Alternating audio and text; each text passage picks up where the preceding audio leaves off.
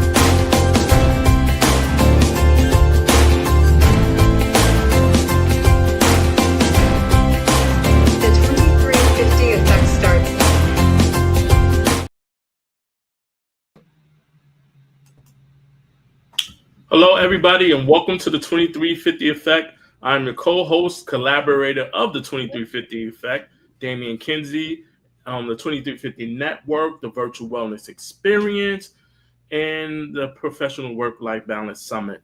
I'm always joined by my co-host, collaborator, Dr. Farran. Dr. Farran, introduce yourself. Hi, everyone. It's great to be here again. Happy Sunday to you all. Whether you are starting your week or ending your weekend, we're happy that you joined us. I am all of those things that Damian shared, as well as by day middle school principal for a virtual school in Missouri, as well as the owner of Creative Living Ideas, which helps host and power all of these events that Damian talked about, as well as the 2350 Effect and the 2350 Network. So we're happy to have you tonight. We have an amazing guest coming on, and I can't wait for Damian to give an introduction to our amazing guest. She's been on before. However, it's time to bring her back. Yes, we do have an amazing guest on. She has been on here before. She has been in the tech industry for years. She's pivoted to, well, it's kind of still media and technology is still the same. She's in a media situation. She is in the Baltimore, Maryland, DC area. You can see her outside on the street. She has a segment, Strangers on the Street. She walks around sometimes with a big table that she crafted by her hand, with the Traveling Table series. She does a lot in coaching, supporting organizations and companies. You'll find her somewhere, abroad doing a retreat as well. She's a good person, good friend, good communicator. Please welcome Lia James to the 2350 Effect. Matter of fact, welcome back to the 2350 Effect, Lia James of And Human. Thank you so much for having me, both of you. It's amazing to be back, and what an intro. Thank you. Those are all true things that you actually do and facilitate. So I appreciate you coming back. Last time we had you on, it was get to know Lia time. This time, we have a little bit more of a different conversation. This conversation is centered around those human connections. How do you make those in-person and virtual connections transition between both? Because that is a very hard feat. And we do have people in our network and also our community and our guests who support us, who always like to have conversations around making those transitions and whatnot. But before we get into that and have that conversation, we always like to start with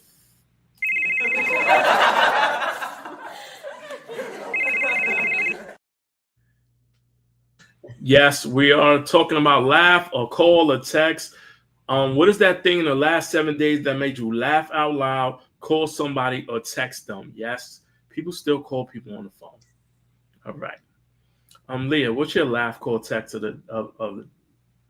this week? I had a memory pop up with my godchildren just the other day, actually, and it's the sweetest photo. I used to live nowhere near them, and they lived where I was from. And so anytime I would come home, I would just like snuggle up with them. There was this cute little picture of them beside my heads with their tongues sticking out.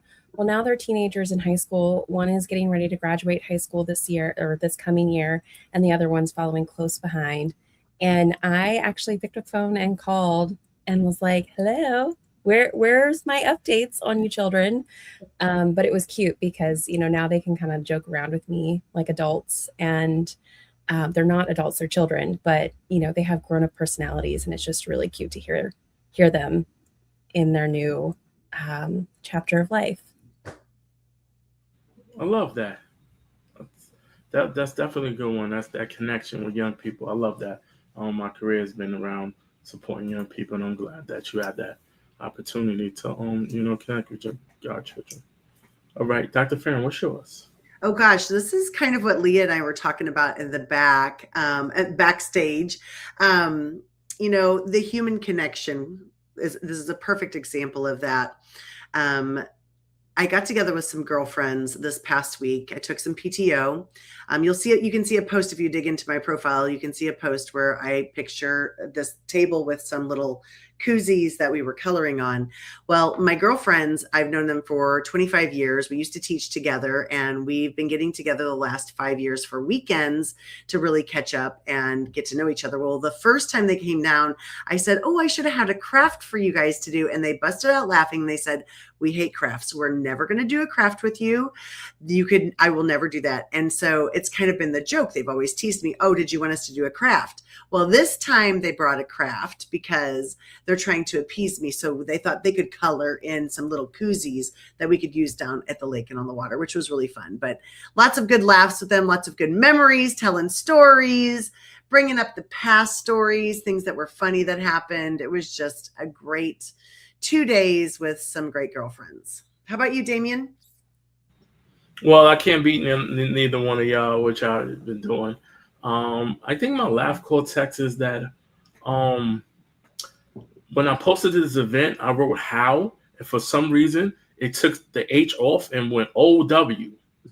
And I noticed it yesterday and caught it this morning, OW. And for some reason, it would not let me all day yesterday edit and put the H.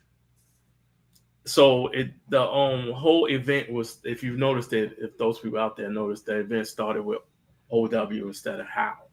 I didn't even notice. See, that's my laugh cortex. I actually kind of liked it. It was ow. Do you make meaningful connections? Like, what a catchy way to like get people to come and join us. It is kind of a touchy subject sometimes. Yeah. How do you make meaningful connections instead of how? The how was there. I don't know where it went. The H went somewhere, but that's how it is sometimes. You have to laugh at yourself. I wish somebody would have called to text me and told me that was missing, but hey, that's how life is. Meryl, thank you for joining us. Nicole, Nick, thank you for joining us. And those people out there in Facebook, Instagram, YouTube, LinkedIn, please let us know you're here. Reach out and ask us questions and comments or whatever, and interact as much as possible. Thank you, everybody. All right. Hey, I wanted to ask the first question. It's not even listed on our talking points, but how did you and Damian meet? I don't know that I know that. So those of you in the audience, Damian and Lia have been connected for a while, and I don't think I know the backstory to how the two of you met.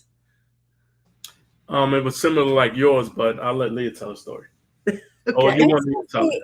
I was going to say, I don't remember the exact moment. I know like the circumstances in which we got connected, but I don't remember the exact moment. Like, were we on an event? I know it was for when we were both doing youth work, and I remember where I was, and then I remember our individual conversation, and then our LinkedIn conversation, and then the traveling table. But the initial thing, was it an event, a virtual event? Oh, just started echoing. Yes, we were both at like a virtual event, like in youth support and education, like workforce, and like so we both at this event, and together we connected offline. I remember those parts. Yeah. I just don't remember the initial. That was the initial. That was the initial. We connected offline. I guess we both were talking at this event and having conversations, and then we connected offline. And then Was it an in-person event that you were? It was it was virtual. This is during COVID. Yeah, it was virtual at that time. That's what During that's what COVID. actually makes our connection so cool, is that it was virtual. We connected. I remember that there was a virtual something, and like we were either in the chat or like we both acknowledged that we lived near each other and that we were doing similar work. And so we had a one-on-one conversation and connected on LinkedIn. And then that just led to us having touch points. So when I finally invited him to a traveling table years later, because No, you're skipping. Oh, I'm skipping. Remember I invited you to the youth summit thing. That wasn't before. That wasn't before, was it? That was before the table. Oh, my timeline. That was before the table. Damian remembers everything. Oh my goodness. But we've had so many cool touch points. And like, Damian was encouraging me to with like some of the curriculum I was doing. And when I was like early in the card development, he was like, you've got to get this stuff out there. So it's just, we've just had some really neat connections. No, Leah's right. The table was first. That's what I thought. Yeah, because the table was the first event that I did post-pandemic in person. And I remember being nervous because I have never took my mask off. And that was the first time I ever sat in an environment with people who were not my family with a mask off. So that was in February of that year. Of 2023. Yeah. And then I invited her to for NHHR. I'm part of the youth the youth advisory board members. So we had the young professionals, and that was at the Marriott Hotel. It was hosted by NHHR and also Morgan State University, and I invited Lia to that. And it was incredible. It was a really cool experience. But yeah, so it all started with a virtual event, and look at us. We have had in-person opportunities to further learn about each other's worlds and work and life. There's just like, I think that's such a beautiful part of that moment in time where we were all forced to be virtual. And then how do you weave and find your way through back into the real world? That's a really good point. That's a really good point of how, that happened for a lot of us, right? Met virtually. And then now what do we do? How do we really connect, on a different, so yeah, that's a great point. I love that. Well, thanks for sharing that. I always wondered that. And I loved your series. You can dig back into the archives and find the other video that we have with Lia, especially if you're on YouTube. You can check that out. But we talk about the table that you invited Damian to. Can you give everyone just a little snippet? Just a little snip of that. Yeah, what's that like? I bring people together in a curated experience around a table to meet people that they wouldn't necessarily meet otherwise. So the goal is to bring people from different backgrounds, different experiences, different demographics together, because I believed from the beginning that it helps us develop more compassion for different lived experiences, and it allows us to like learn new ways of showing up. I just believe so strongly in the power of having relationships across all different backgrounds and differences and things that we can learn. So Damian came to one of our very first filmed dinners. We have not been actively filming dinners for a while. We did one earlier this year, which, I'm excited whenever we get to share that, but we still host our dinners. We still curate other experiences. We do some really cool stuff for companies and groups who need to be out in the public or reimagine how they deliver any sort of like public or group experience. So it's evolved a lot, but those early days were very, very, very special. Yeah, very cool. So like you heard, Dr. Farran, thank you for asking that question, how myself and Lia connected. It was kind of like, even the timeline was kind of mixed up, but we got it back on track. But it was a virtual connection that turned into a sidebar conversation, that turned into, in-person conversations, and also me kind of doing some work with Lia for a little while shortly. So, but Leah does amazing things. The traveling table, yes, I love the traveling table as well. Great Thank you, concept out Jen. there. Those people don't understand. She like really carved this table out, made it herself, and I people were literally like built it. sitting it. Yeah, she really built it. You also have like a video of you building the table or something like that. I have videos. I don't have any videos out in the world of me actually building it, but I do have videos of me building the table. But really cool, really quick little mini plug. I recently got to build tables for a market that came into my neighborhood that is opening, I think, this month or early in August. And we have questions from our Betting on Us conversation connection deck carved into the table to help people who are coming in to like connect and have conversation with each other. And I'm just really excited that it's evolved to that point. And the table does travel. Like I've seen the table in the community as well. Also, yeah, in the park, yeah. So it's been out in the park. She's putting it in the back of her, not in the back of a car, but she's hitched it and drove the table around. So trailer. So the table actually does move. It is really a traveling table, and it has a dinner conversation and sitting around people. I would love that concept. I think that's something we might need to explore later on for the network as well. That would be so fun, Damian. I love it when these ideas come out. Oh my God, that would be so fun. And then there's a card deck. You can't play spades or 21 with it, but it's a card deck that has questions on it. And it sparks curiosity and conversation as well. Fun. Speaking of curiosity, conversations, meaningful connections, how do you make meaningful connections? Because I feel like we're going to be friends for a very long time. And you know what? How do you make those connections? That is such a big question. I feel like for my whole life, it's been about understanding people. Like I'm genuinely curious about both of you, right? As individuals, I'm genuinely curious about most people I meet or people I don't meet. And actually that piece about being curious about people I don't meet is what drives me to like go and meet people. There is such a deep curiosity without like a need for any sort of transaction to happen.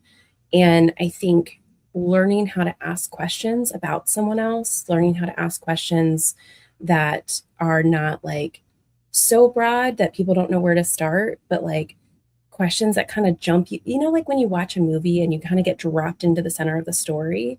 I feel like that's similar to what I do to relationships in some way, shape, or form. And there's healthy ways to do it and there's harmful ways to do it. But I try to treat people, no matter who they are, what level of society they are. You know, sometimes people clam up when they're around someone who's an executive versus, you know, their friends. But I think I want to understand what motivates them and what drives them to be the person that they are, and try to find some common threads that I can pull to like connect us together for them to also see me in some way too. Because, you know, in order to make a meaningful connection, it has to be two-way. It can't just be one way. Otherwise, like they don't have anything to like feed off of other than like you hold space for them. So yeah, I don't know if that really answers your full question. Like I can definitely talk about different tactics I've used, but like that's my genuine place. I mean, yeah, it's just real genuine curiosity about other people. I feel like you two both have that too, though. No, thank you for saying that. We'll get into the tactics later, but you know, it's so important to be able to lay the foundation of how to like have those connections and kind of curate them past, you know what, because it gets like you said, you get like executive such and such title whatever, and then you know sometimes people feel uncomfortable with having those conversations, and the reality is when you break it down, we're just people. Yeah, we're all people. We have the same lived experience. We all walk into, whether it's pre-K or kindergarten or first grade, walking in that door with no friends, and we have to figure it out. 100%. Yeah, I mean, like, you know, we're all just like humans experiencing life, and we all have different experiences. We all have different access points, and we have different contexts to how we live. But yeah, or at the end of the day, we're all people. Yeah, and we all have those experiences of first day at work or first day at school, and having no friends or one friend, and then all of a sudden, like we were talking, with Dr. Farran was talking about our friends. Like there was a point where none of y'all knew each other, and now years Yes. later, y'all, it feels like you have known each other forever. It's the same thing like with me and Lia. Like, how do you when you ask the question of when did it first start? Like, we're at this point. Mhm. Mm-hmm. Yeah.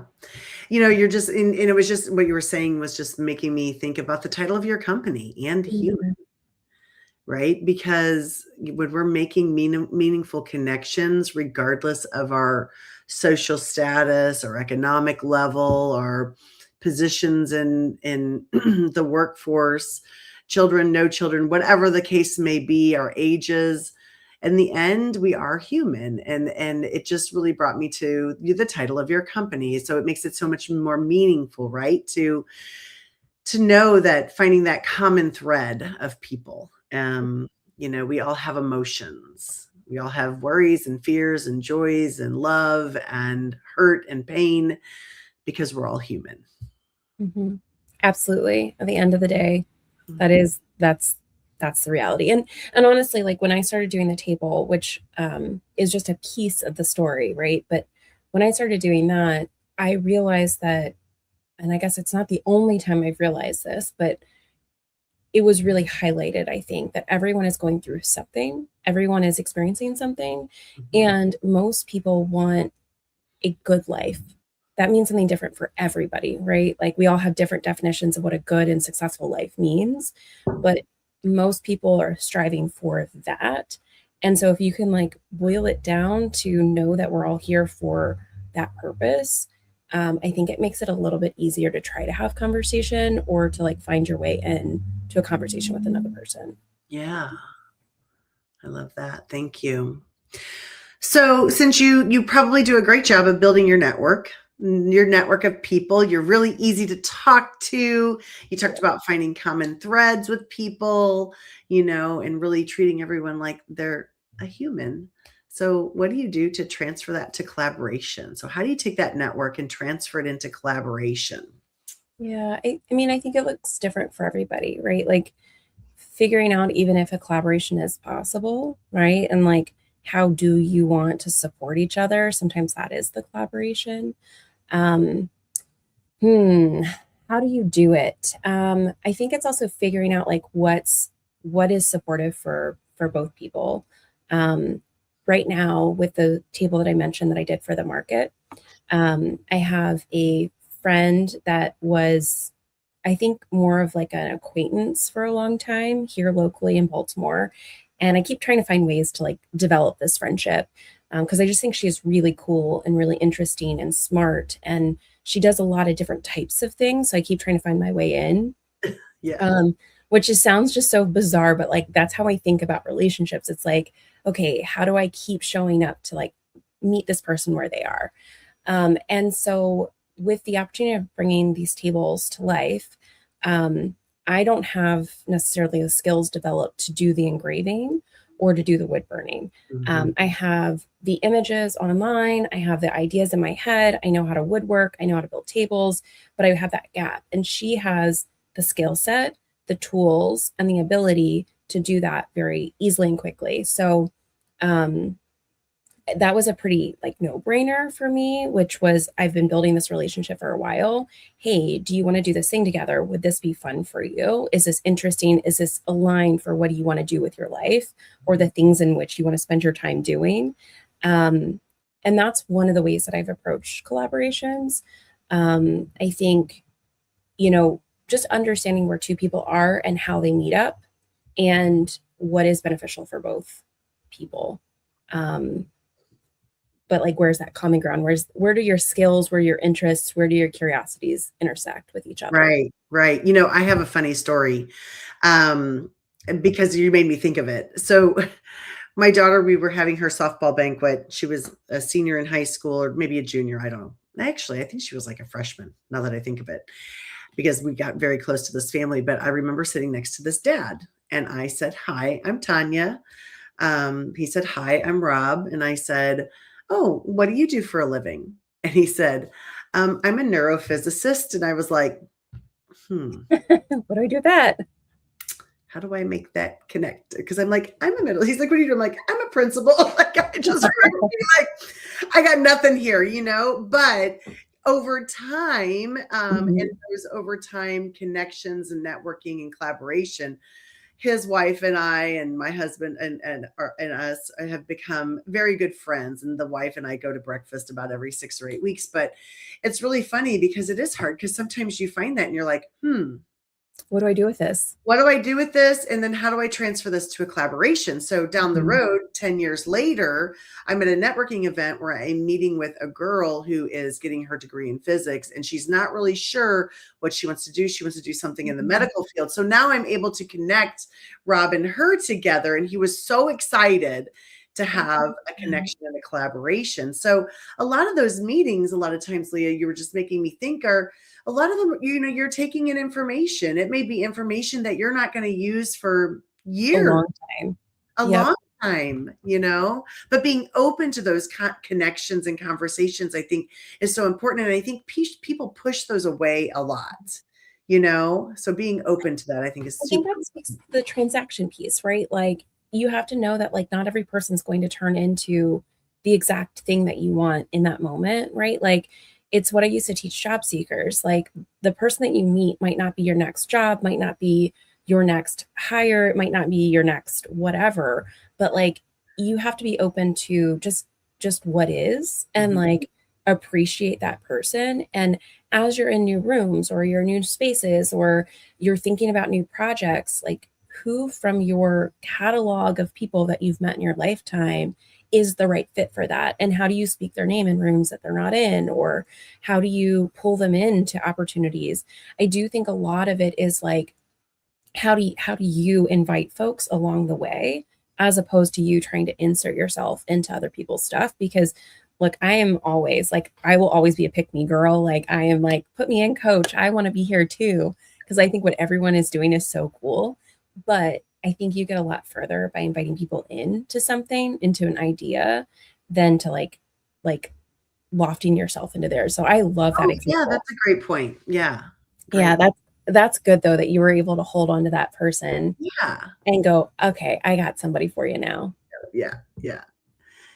Super great guy. Connected on a very human level with him and his family. But I remember just that first gulp. And so that's something, and I'm sure we'll get down to the road to this in conversation, but where do you go from there, right? I'm a pretty outgoing person. What if I'm not an outgoing person, right? And I'm met with this person who's literally curing cancer as his job. I'm like, I got nothing.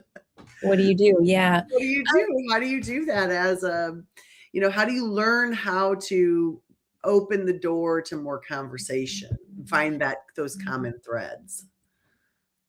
So I think a lot about like them as a whole person.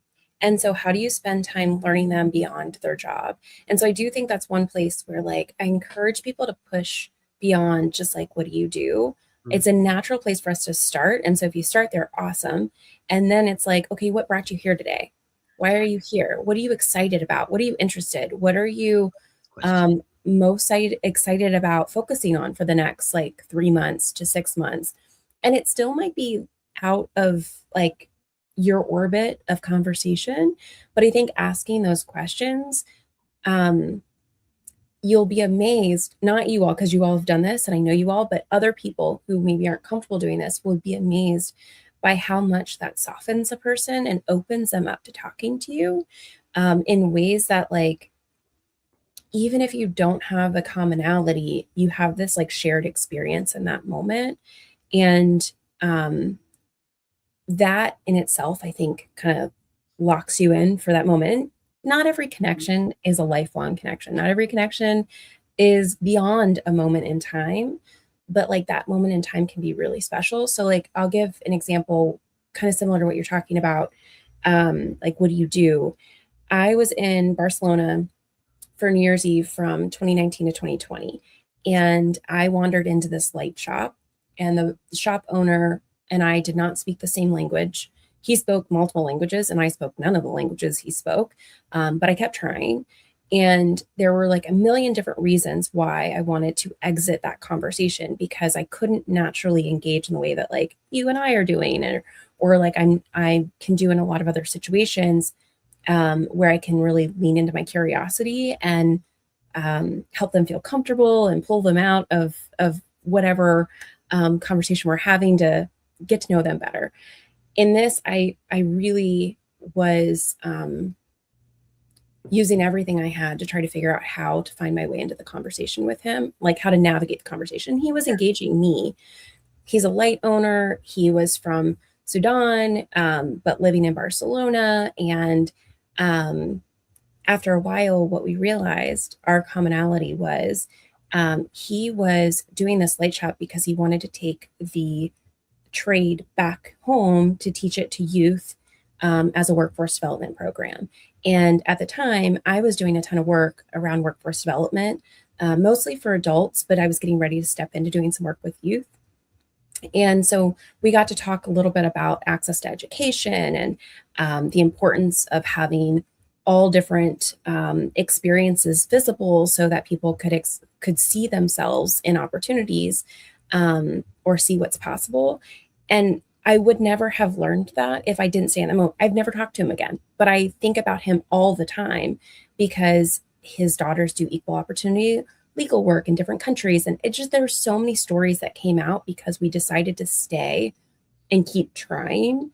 And so like, I would encourage you, if you're not someone who feels very outgoing, you feel nervous about talking to someone new, ask a question that like you wish someone would ask you in that moment. Ask a question that might help you feel safer talking to them. Or what are you trying to get out of the day beyond networking? Like, are you trying to learn something? Are you trying to open up your perspective?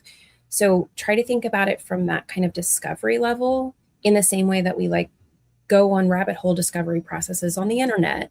It's a similar process, I think, in conversation, if you can kind of take away a lot of the pressure off of yourself. I hope that's helpful. Yeah. I kind of bounced a few different places. No, it was awesome. Thank you so much. Of course. So Dr. Farran kind of touched on it a little bit, talking about, you know, having this connection with someone and then later on passing it off to somebody else. How do you get those connections and then kind of like not get stuck in just holding them, you know, having these, like, you know, sometimes people just like Pac-Man the connections and hold them for dear life. And, you know, you have no like current opportunity to collaborate, but you know 900 people can collaborate with this individual, but choose not to. How do you get to the point where how are you so good at, you know what, collaborating and letting other people collaborate with the connections or your network? Like connecting people, like just passing people along. Again, I think part of it is just like who I am, but I think I was raised in an environment where I saw the value of introducing people. I think it's a lot. Oh my gosh, please forgive this comparison that I'm about to give. I think it's a lot like charity in some way, where you're just like, if you're donating money or you're donating time or you're volunteering in some way. This is like, it's such a terrible example, but it's like the best thing I have right now. I see when you pass people around to each other and introduce them and give introductions freely because they cost you nothing to give an introduction to somebody else, that is like good karma. It's good energy. It comes back to you. People see you as a resource. People appreciate introductions. And I feel like otherwise you're just hoarding relationships that like end up going to waste. And what does that do for anybody, right? Like if we care about people, if we're here at the end of the day to have a good, decent life, and you're here to be in relationship with other folks, like that is the best way to be in relationship with other people. It's to connect them and help them find folks that you get access to, but they might not have had that entry point yet, or you just are in different worlds. And so it's like, how can you start training your brain to think about those other folks that you're meeting, and think about like, how do you connect them? Like that should be all of our jobs, in my opinion. Like, how do you weave a web of people in the most kind way possible? Yeah, I don't know if that fully answers your question, but that's the mindset I take. And I would hope that that helps somebody think about, when they're meeting someone, this might not be for you. This might be for someone else. This might be for a friend. This might be for a colleague. This might be for a future hire. But it's just like, how do you keep giving to people?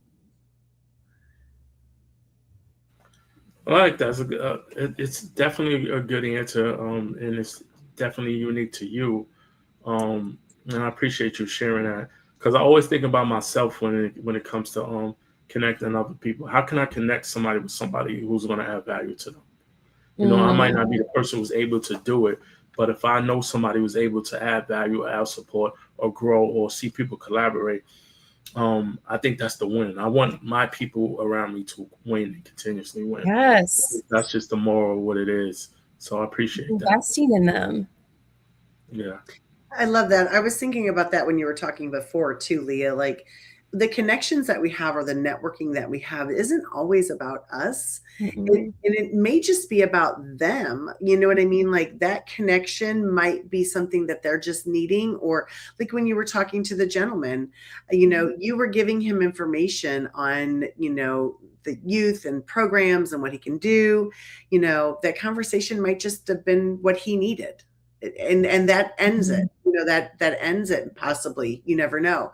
Who knows? 20 years down the road, you paths could rejoin or something. But I think we forget about that. I think we forget that it's not always about us when we're having these coffee chats, and lots of people have them on LinkedIn, and I love them. I love learning from people. I can think of a handful of people that I've never really interacted with anymore, other than knowing them, and I'm grateful for knowing them.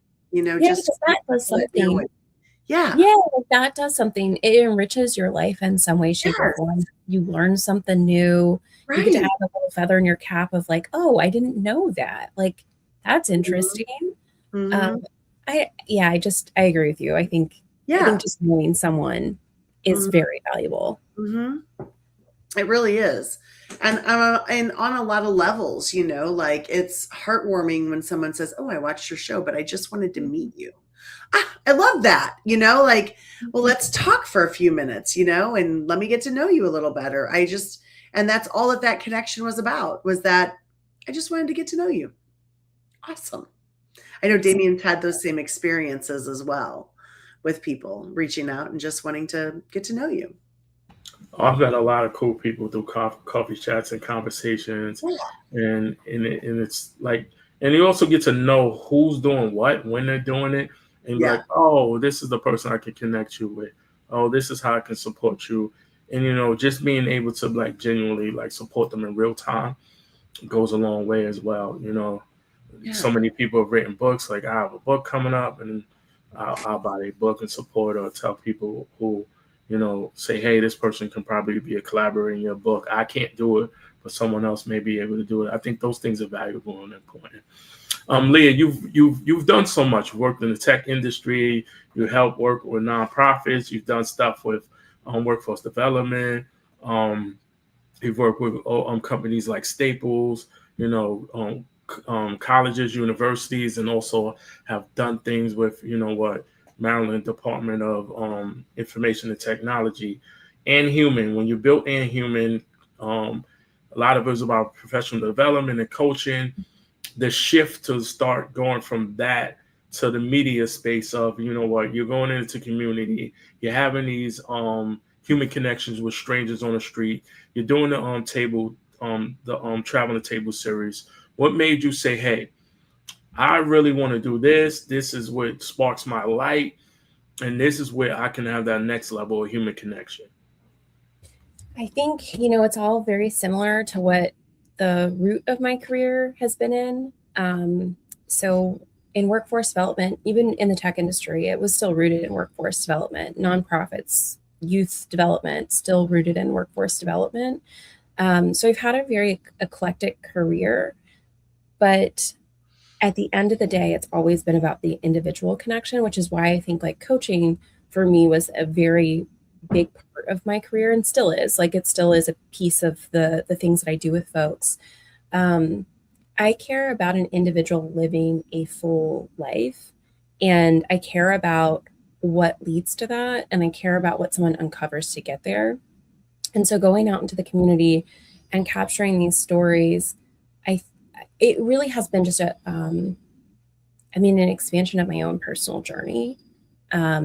It's the importance. I said earlier that when I did the table, the goal was to expose people to different backgrounds, to different experiences, to different ways of living in order to deepen compassion, in hopes that it helps us understand a bit more why we make different choices or how we can coexist or how we can co-live. The media is the same thing. It's how do you get more people to have exposure to different stories and different whys, because that's what makes us live differently, right? We've had different lived experiences. We've had different things that have caused us to make different choices. And so the more that we have exposure and awareness, I think the more we understand each other, the more open we are to possibility. And it all comes right back into the root of workforce development, in all honesty. Like, you can't really know all the jobs that are out there and everything that's possible to realizing where the intersection of your skills, abilities, and experiences actually intersect with market demand, unless you see what other people are doing. And, there's a reason why people list a very core group of job postings. It's because that's what they've been exposed to. It's because that's what they see. But the more that we have access to other people's stories, whether it's the way they got to their career or the way they chose to live their life, maybe different than societal norms, or the reason why they choose whatever they choose, it just opens up our pathways so much more, and it makes life more possible. It makes the human experience more expansive. So it's all, at the end of the day, connected to the same thing. It's just on the outside maybe looks a little bit different. Thank you for that. So let's talk about other ways that And Human helps support human connections and bring people together. More things about And Human. Sure. Yeah. And Human, we do experiences, or we coordinate experiences with organizations to help them better connect to their communities. So we're seeing the connection economy and community work really bubbling up right now. And at the same time, is it really community? So what we're doing is trying to support and helping people actually get connected to real communities. How do you actually connect with your audience and create the conditions for that real community to happen? How do you design things for connection? For instance, all of us have been to a conference where everyone's focused one way and they're not focused at each other. And it's such a missed opportunity, because you have all these people that registered to be there for this very unique experience. 100%. Yeah. So we do a lot of that coordination and helping people build pre-programming and post-programming. We are still doing coaching and our own curated experiences too, to help continue to bring people together. We have some events coming up in the fall, which I'll share in the future. But really just anything that helps folks think about how to integrate organic connection into anything that they're doing with groups of people. So that like physical object that I did, I keep coming back to it because it's just a fun like extra. Yeah. It's something that I'm testing with. How do we play with the infrastructure that we already have? How do we play with our surroundings to influence the way that people, strangers, find each other in moments?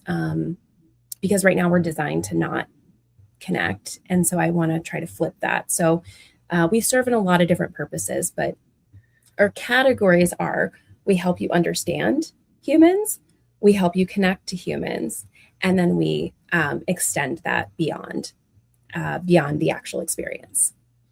Nice. Very nice. Thank you for sharing that. I want to just take a minute and thank everybody in the audience. I know Damian had announced some people before, but we've had a few coming back in. Linda Meyer, thank you for joining us. Lisa Fevick, great to see you. Jocelyn Hernandez, hello from Nevada. Thank you for being with us.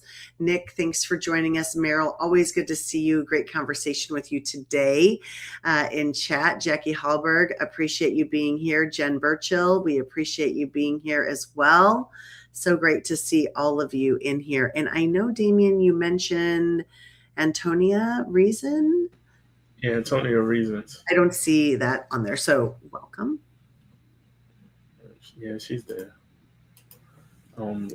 Some people are not coming up. They don't come up on my side is all I'm saying. So, so if we missed you, I'm not seeing you on my end. Apologies for that, but such a great conversation with Lia James as we continue to talk about the human connection with her. So important. So Lia, you talked about earlier, like you have the like tag, put me in coach spirit, which is great. And you have it to the point where you're able to do stuff like, I've been to your home. I've seen some of the stuff you've done crafting with your hands. It's amazing. You have the whole like, oh, that's something that needs to be done. I'm going to do it and figure it out on my own. I want to go through the process myself. I want to do it like, whether it's like kind of come up with a process or do something for professional development, creating the card deck, building a table by scratch, doing the thing that you have in the back of your home and whatnot. You do all these things or go out into like the public and the community like Baltimore and say, hey, I'm going to interview, I'm going to have a conversation with some strangers. I'm going to get in my car. I'm going to take this show on the road. And it's so important about that. Let's talk about resources and connection economy. Why is that so important to you? And first, before you even go into that, can you please explain connection economy? Yeah, the connection economy. So this stuff was bubbling up before the pandemic, but the pandemic really exasperated our desire to be in spaces with other people and be in deep conversation and feel connected to other folks.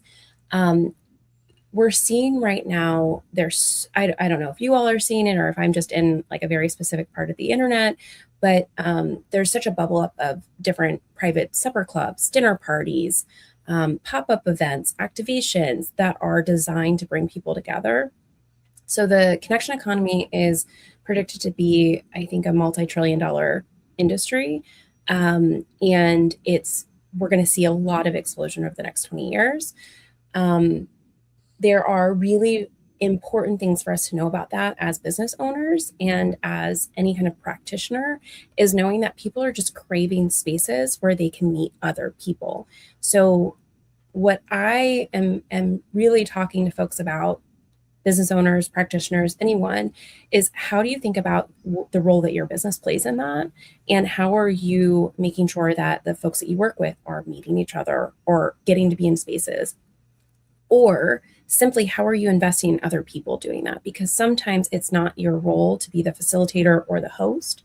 Sometimes it's your role to be the sponsor to make sure that those things are happening, because they happen in our communities and have happened in our communities for decades, right? We have a long history of folks from urban planning who do placekeeping and placemaking, which, if you don't know those terms, it means that you are thinking about the space at which you inhabit and how it's designed to bring people together.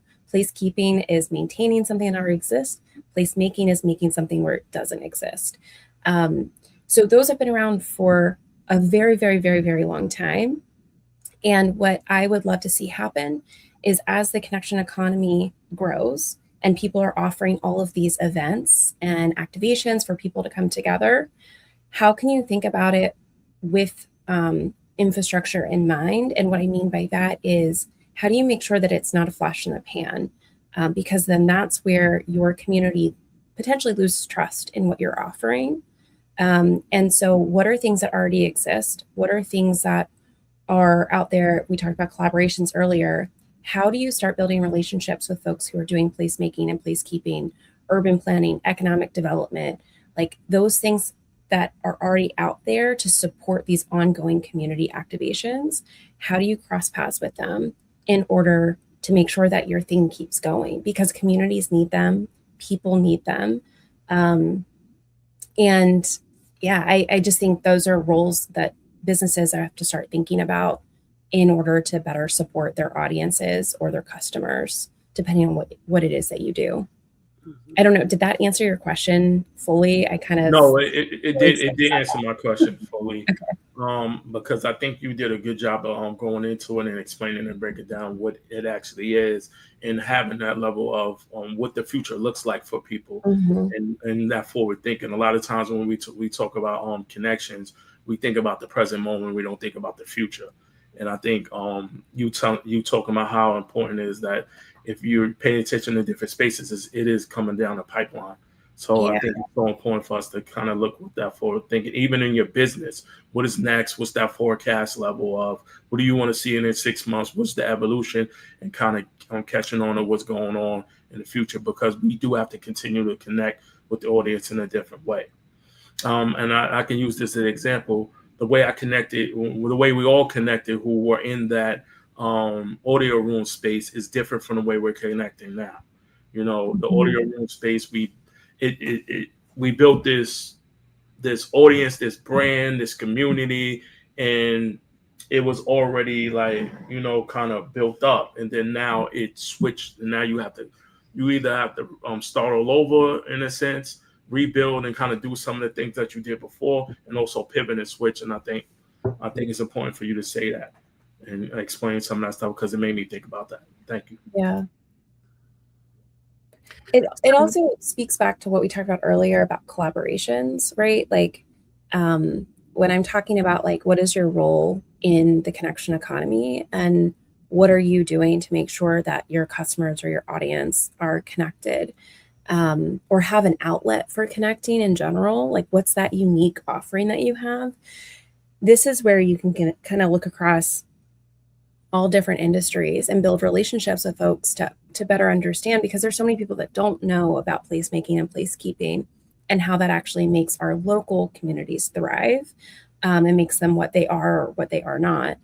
But the more that we can learn about what other industries are doing, the easier it is for us as practitioners or business owners to know, okay, what from my unique perspective can I contribute to this world, or what's something that they might not be thinking about that I see every day, or how do I make sure my audience knows about this thing over there, and maybe I'm just directing them. And so you're passing along connections that you're now thinking about as a business owner to your audience that might not be aware that this is a thing yet, or it's an outlet or whatever. So those are other ways to think back to our earlier conversation about collaborations and passing along connections too.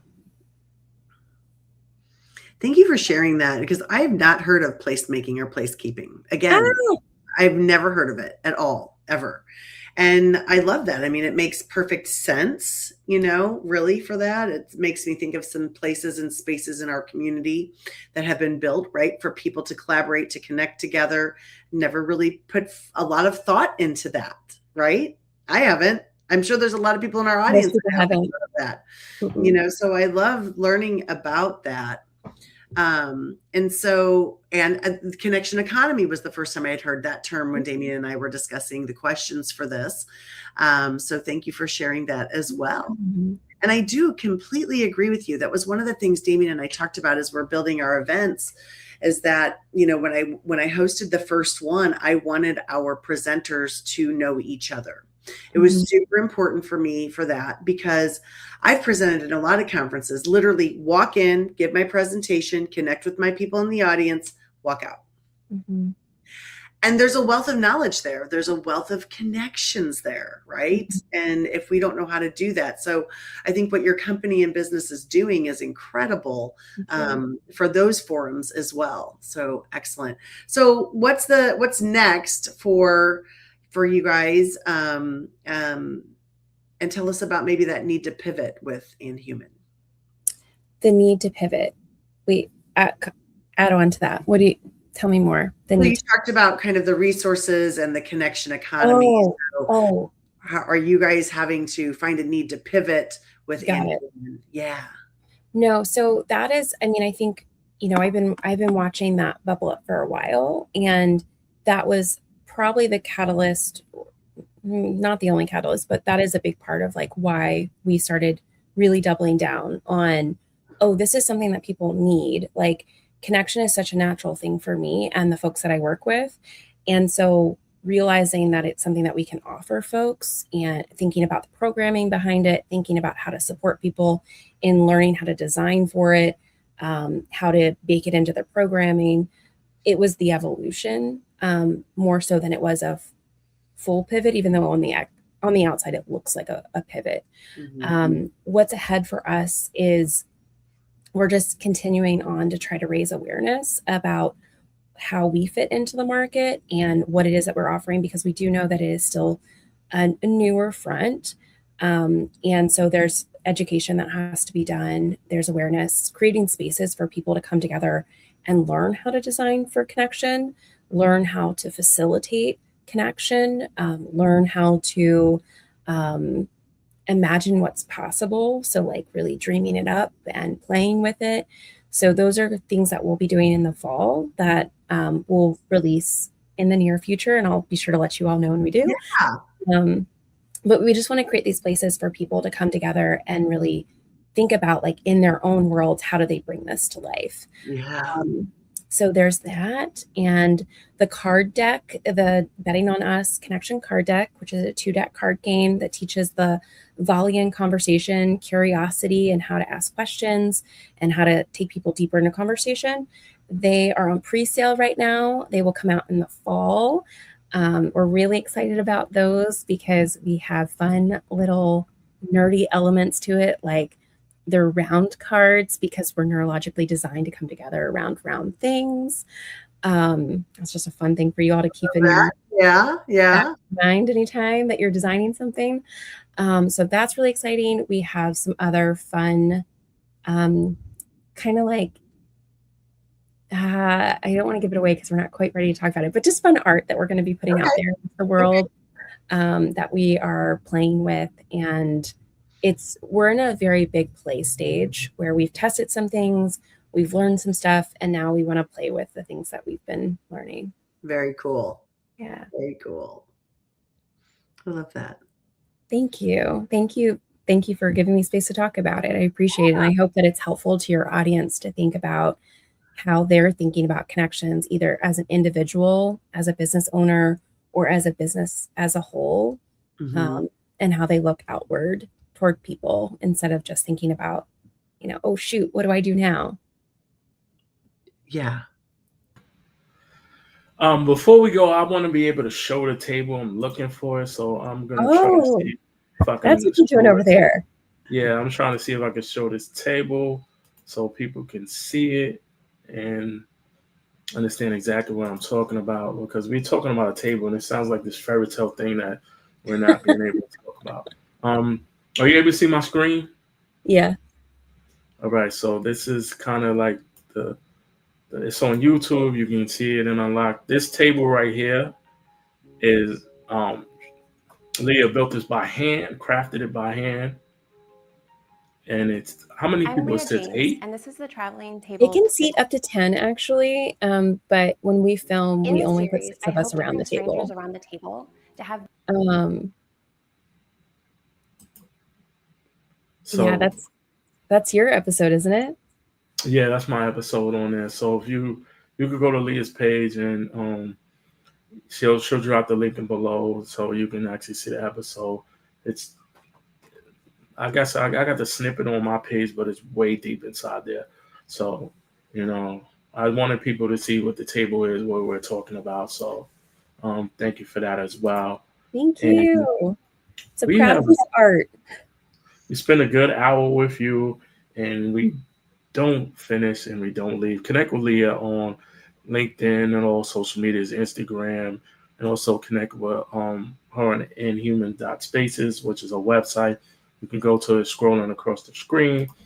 And we don't finish unless we close with a quote. Love that. You want to start this one? Sure, I do.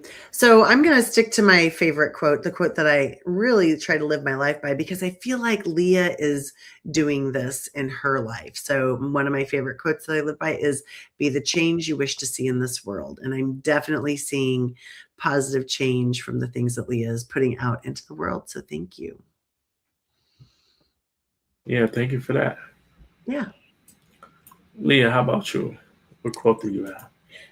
I will give one to give a little bit of midway hope. How about that? This one is a favorite of mine when I'm kind of in a stuck place. Believe you can, and you're halfway there. I love that. I like that. That's awesome. Thank you for sharing that quote. Nice. Believe you did. All right. I'm going to cheat. My quote is simple. Don't let 10 minutes of a bad moment disrupt the other 23 hours and 50 minutes of your day.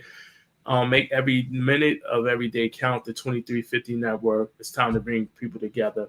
And yes, if you ended up at the end of the show, you were looking at the logo, had no clue what the 2350 network means. That means that there are 23 hours and 50 minutes of your day. People tend to get lost in that 10 minutes of a bad moment, opportunity, or somebody cutting them off in the street, and then it lets it spiral throughout their day. When you have a conversation with them and say how my day is, they'll say their day was bad, and they will describe 5 or 10 minutes of a bad day. Don't let that 5 or 10 minutes disrupt the other 23 hours and 50 minutes of your day.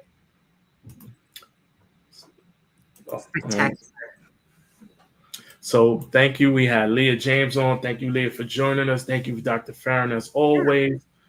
Thank you to our audience. You normally do this part, Dr. Farran. Thank the audience. Thank you for everyone that showed up tonight, or if you're watching this on a replay, we appreciate you being here. Connect with any of us. We'll drop some extra things in the chat on LinkedIn, like, Lia's, website, and Damian can drop that YouTube channel in there so that you guys can see the table and the connection. So thanks for everyone for being here tonight. Thank you, Damian. Thank you, Lia. Thank you. Thank you, and have a good one. Bye. Bye.